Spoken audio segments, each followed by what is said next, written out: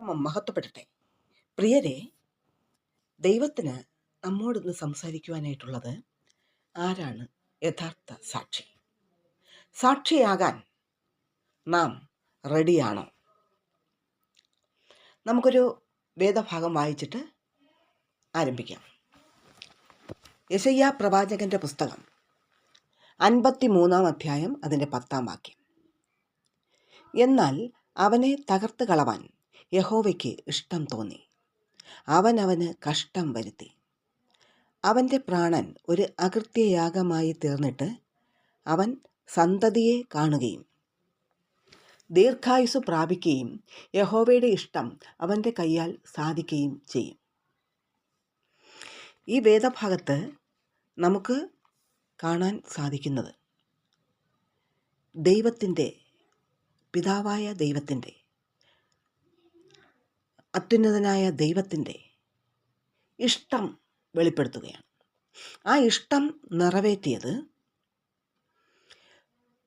പുത്രനെ, ഏകജാതനായ പുത്രനെ, ആദ്യജാതനായ പുത്രനെ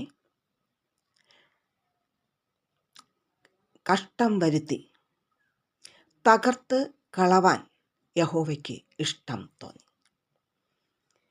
ദൈവത്തിന് മനുഷ്യവർഗത്തോടുള്ള സ്നേഹം പ്രദർശിപ്പിച്ചത് തകർത്ത് കളഞ്ഞിട്ടാണ്. നാം ഓരോ മക്കളും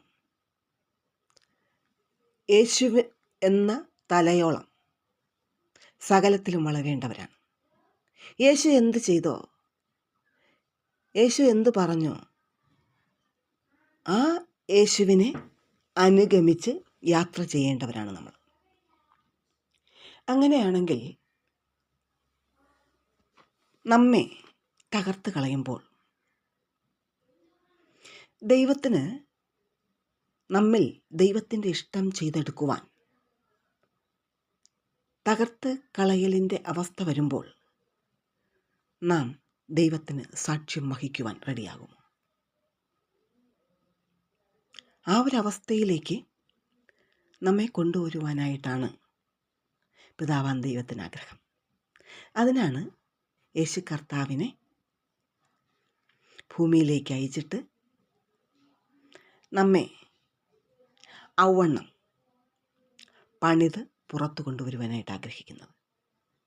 അവസാനത്തോളം സഹിച്ചു നിന്ന് മരണപര്യന്തം വിശ്വസ്തനായ, പ്രാണത്യാഗത്തോളം പാപത്തോട് എതിർത്ത് നിന്ന് ജയമെടുത്ത ആ ജയാളിയായ ക്രിസ്തു യേശുവിൽ ചാരി